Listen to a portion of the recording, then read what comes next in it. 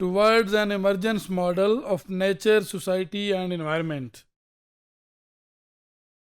One advantage of this approach is that applies to a broader range of phenomena. इस approach का सबसे बड़ा advantage ये है कि ये बड़े लेवल पे एक फिनोमेना को एड्रेस करती है. इसमें नेचर भी है, the natural environment, the natural composition, the ecological aspect and sense. The society का रोल क्या है, सोसाइटी कैसे रोल प्ले करती है, and the environment.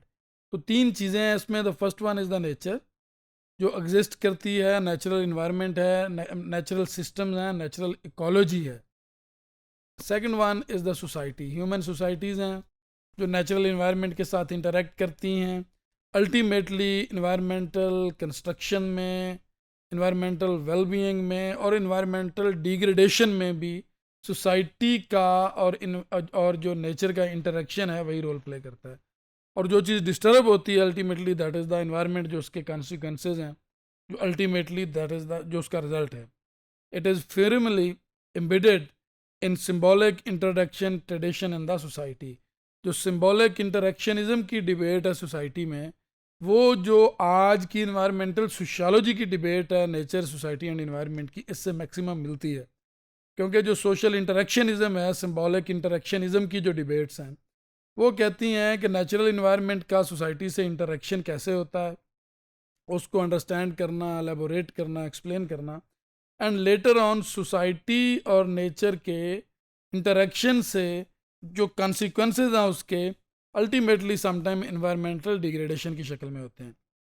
To recognise that relationship between the social and the material, the social and human side, the interaction with the natural side and material side, both interactive and emergent, and the nature is fully equal to human.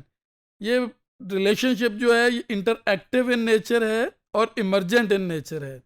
Societies ever changing है और जो emerging in nature, जो this is the relationship.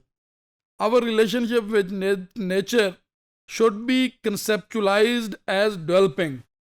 जो human being का natural settings के साथ, nature के साथ जो इंटरेक्शन है, रिलेशनशिप है, वो उसको ऐसे कंसेप्चुलाइज नहीं किया जा सकता कि वो ऑलरेडी बहुत सा डेवलप्ड है. हम उसको कह सकते हैं कि ये all the way developing in nature है. किसी जगह पे, किसी सोसाइटी में ज़्यादा इन्वायरमेंट है, इन्वायरमेंटल प्रॉब्लम्स की सेंस में, तो वहाँ सोसाइटी ज़्यादा सेंसिटिव होती है.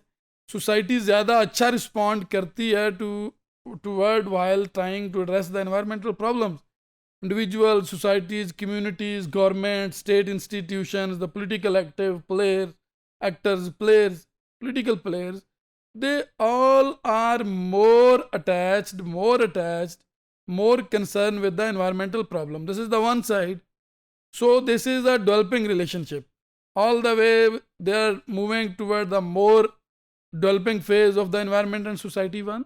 On other side, in some society or a state, a next state to the other state, के एक मुल्क से दूसरे मुल्क में हो सकता है कि सोसाइटी का जो एनवायरनमेंट के साथ, जो नेचर के साथ जो इंटरेक्शन है, अंडरस्टैंडिंग है और अवेयरनेस का लेवल है, वो ना हो जो पहली सोसाइटी का है.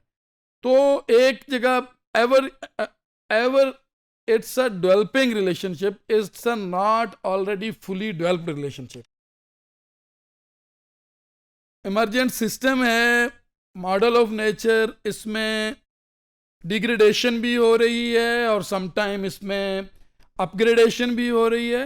नेचुरल रिसोर्सेज नेशंस को, इंडिविजुअल्स को पुअर भी बनाते हैं जहाँ स्कैर्सिटी ऑफ नेचुरल रिसोर्सेज है, और जहाँ नेचुरल रिसोर्सेज प्रीशियस हैं, अच्छी तादाद में हैं, बड़े हैं, तो वहाँ लोगों की इकोनॉमिक वेलबीइंग में भी इसका रोल है.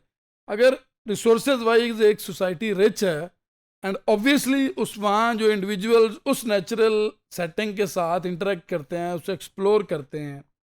तेल कहीं से ज़ेरे ज़मीन निकलता है, जो कौमें वो निकालती हैं, बेचती हैं, जाहिर है वो ज़्यादा इकोनॉमिक प्रॉस्पेरिटी है. दूसरी वो कौमें जहाँ नेचुरल रिसोर्सेज इतने ज़्यादा नहीं हैं, तो वहाँ सिनेरियो डिफरेंट है कि वो जो नेशंस होंगी, because of the nature of the interaction between the society and nature, वहाँ जो ट्रेंड्स हैं वो ये हैं कि वो बजाय इसके प्रॉस्पेरिटी के, बिकॉज जो नेचुरल रिसोर्सेज हैं वो ज़्यादा प्रीशियस नहीं है, ज़्यादा कीमती नहीं है, इसलिए उस सोसाइटी में वो इंटरेक्शन हो सकता है पॉवर्टी दे रहा हो या प्रॉस्पेरिटी ना दे रहा हो. So this is very important model in the environmental sociology, very important to understand the nature, environment, nature, society and the environment in terms of environmental sociology.